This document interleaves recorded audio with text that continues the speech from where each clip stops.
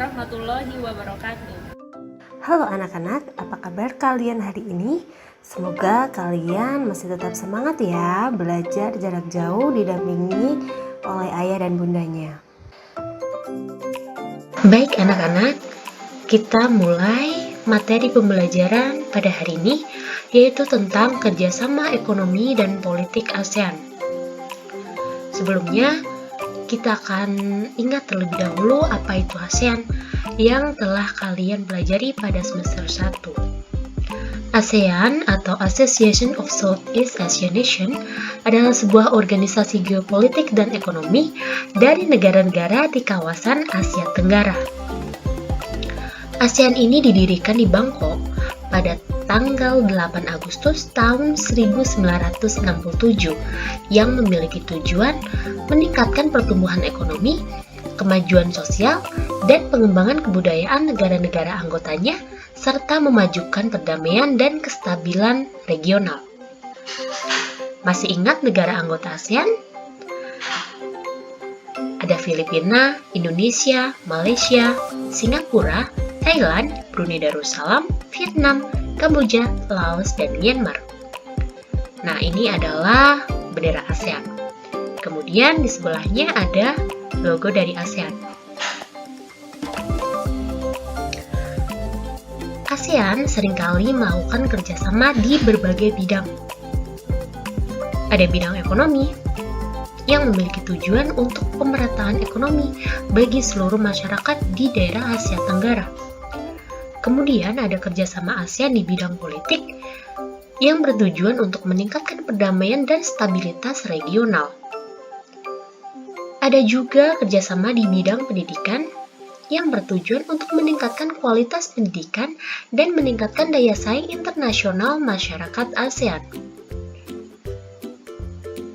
Ada juga kerjasama ASEAN di bidang sosial budaya yang bertujuan untuk terciptanya kerukunan dan kemajuan bersama. Nah, hari ini kita akan lebih membahas tentang kerjasama ekonomi dan politik. Kita akan lihat untuk bentuk kerjasama ekonomi ASEAN. Yang pertama adalah membentuk ASEAN Free Trade Area atau AFTA. Yang kedua, melakukan pengembangan terhadap usaha kecil menengah atau UKM. Ketiga, melakukan kerjasama antara negara-negara ASEAN dengan negara lain di luar ASEAN. Keempat, membuka pusat promosi ASEAN di berbagai bidang negara yang dianggap menguntungkan. Kelima, menciptakan negara-negara ASEAN yang mampu bersaing secara global. 6. Kerjasama membangun beberapa proyek industri. 7. Kerjasama menyediakan cadangan pangan demi menciptakan ketahanan pangan di negara-negara ASEAN. Lihat bentuk kerjasama yang pertama yaitu pembentukan AFTA atau ASEAN Free Trade Area.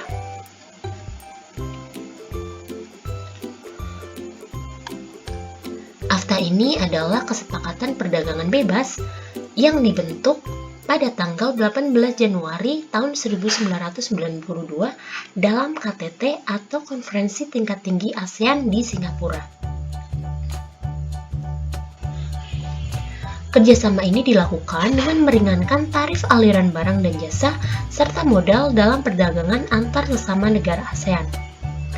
Tujuan dari AFTA yaitu menjadikan ASEAN pusat produksi dunia, menarik investasi asing, dan menciptakan pasar regional bagi masyarakat di Asia Tenggara.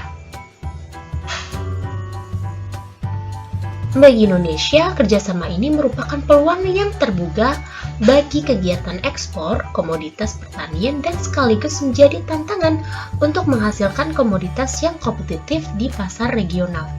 Nah, ini adalah foto dari disepakatinya AFTA pada KTT ASEAN keempat di Singapura. Kedua adalah pembentukan UKM atau usaha kecil menengah di negara-negara ASEAN. UKM adalah jenis bisnis yang dijalankan dengan skala kecil dan menengah dan bukan anak perusahaan atau cabang perusahaan manapun. UKM di Indonesia sangat penting bagi ekonomi karena menyumbang 60% dari PDB dan menampung 97 tenaga kerja. Contoh dari UKM yaitu misal usaha konveksi atau baju, usaha kerajinan, dan juga usaha makanan. Selanjutnya adalah melakukan kerjasama antara negara-negara ASEAN dengan negara lain di luar ASEAN. Contohnya dengan negara Jepang, negara China, dan dengan negara Korea Selatan. Ada juga kerjasama dengan negara India. Menyambung dengan kerjasama yang sebelumnya, yaitu membuka pusat promosi ASEAN di berbagai negara yang dianggap menguntungkan. Misalnya tadi, kan ada kerjasama dengan negara Jepang ya. Di Jepang itu didirikan ASEAN Japan Center. ASEAN Japan Center ini tepatnya berlokasi di perkantoran Shimbashi, Tokyo, yang didirikan pada tanggal 25 Mei tahun 1981.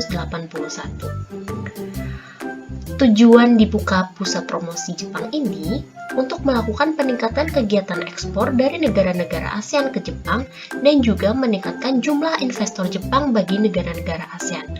Selain itu juga didirikan ada ASEAN Korea Center, ada ASEAN China Center, ada juga ASEAN India Center. Nah, untuk ketiga ini kalian nanti bisa lebih mencari informasi di internet.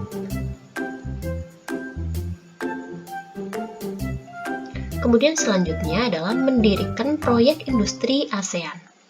Contohnya adalah ASEAN Aceh Fertilizer Project atau pabrik pupuk amonia yang ada di Aceh, Indonesia. Kemudian yang kedua ada ASEAN Urea Project di Malaysia. Selanjutnya ada Rock Salt Soda Ash Project atau pabrik abu soda di Thailand. Dan ada juga ASEAN Copper Fabrication Project atau pabrik industri tembaga di Filipina. Kemudian ada juga ASEAN Vaccine Project atau produksi vaksin yang didirikan di negara Singapura. Selanjutnya, kerjasama menyediakan cadangan pangan demi menciptakan ketahanan pangan negara-negara ASEAN.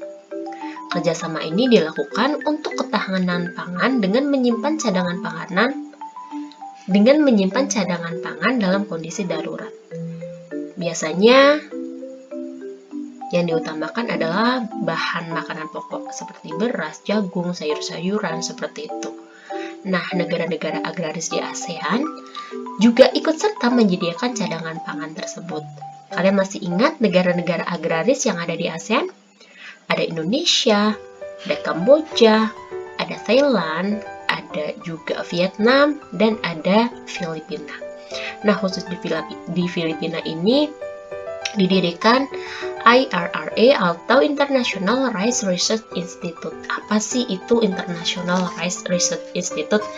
Jadi, IRRA atau Pusat Penelitian Padi yang dibangun sebagai bagian dari relokasi hijau pada tahun 1960. Lokasi IRRA ini terletak di Los Baños, Filipina, didirikan oleh Rockefeller Foundation dan Ford Foundation. Nah, di sini terdapat fasilitas Genebank atau bank genetik yang menyimpan hampir semua varietas padi dari berbagai penjuru dunia. Selanjutnya, kita akan lihat peran Indonesia dalam kerjasama ekonomi ASEAN. Yang pertama, yaitu aktif melakukan perdagangan di kawasan ASEAN.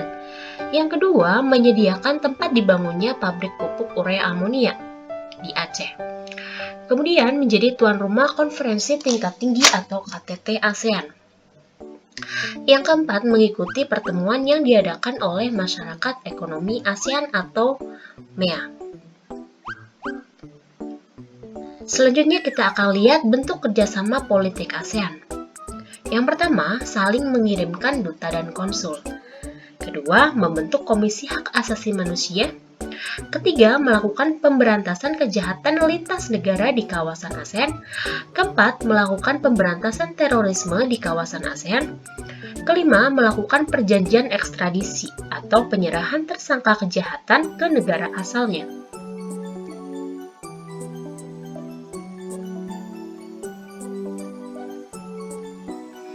Berikut ini adalah peran Indonesia dalam kerjasama politik ASEAN. Yang pertama, menggagas dibentuknya Komunitas Keamanan ASEAN atau ASEAN Security Community atau sering disingkat ASC. Di sini peran Indonesia adalah membantu menanggulangi tindak kejahatan dan kekerasan seperti perampokan, terorisme, kejahatan lintas negara, dan pengedaran obat terlarang atau narkoba. Yang kedua adalah membantu perdamaian negara-negara berkonflik. Contohnya, Indonesia sebagai penengah perundingan damai antara Kamboja dan Vietnam pada tahun 1977 hingga tahun 1979. Kemudian Indonesia juga membantu perdamaian antara pemerintah Filipina dan Gerakan Pembebasan Moro. Ketiga, melaksanakan Jakarta Informal Meeting untuk mendamaikan pihak yang berkonflik di Kamboja. Nah, di sini Indonesia mengirimkan pasukan perdamaian dan mengusulkan diadakannya pertemuan yang disebut Jakarta Informal Meeting. Keempat, mendorong pemerintah negara ASEAN untuk memajukan prinsip-prinsip demokrasi. Dan yang kelima, mengusulkan pembentukan Badan HAM ASEAN. Peran ini diwujudkan Indonesia dengan mengajak negara-negara ASEAN melindungi hak asasi warga negaranya.